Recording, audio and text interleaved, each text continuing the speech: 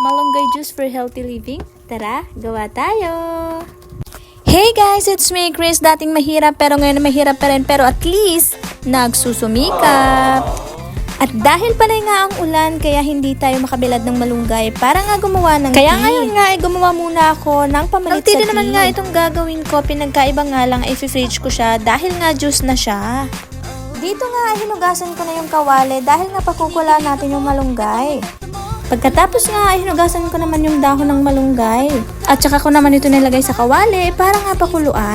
Bali pakukuluan ko nga lang pala siya at pagkatapos nga yung pinaka-juice niya ay yun yung i-fridge ko. Nilagyan ko na nga rin ito ng water at pagkatapos nga ay yan pinakuluan ko na. At habang ang pinapakuluan ko yung dahon ng malunggay, eto naman nga't hinuhugasan ko yung refilling bottle. Dito ko nga siya ilalagay para sabi ko nga hindi matapon. Tapos ko na nga mapakuluan at eto nga't isasalin ko na sa mga baso. Bali 3 cups nga pala yung nagawa ko dito.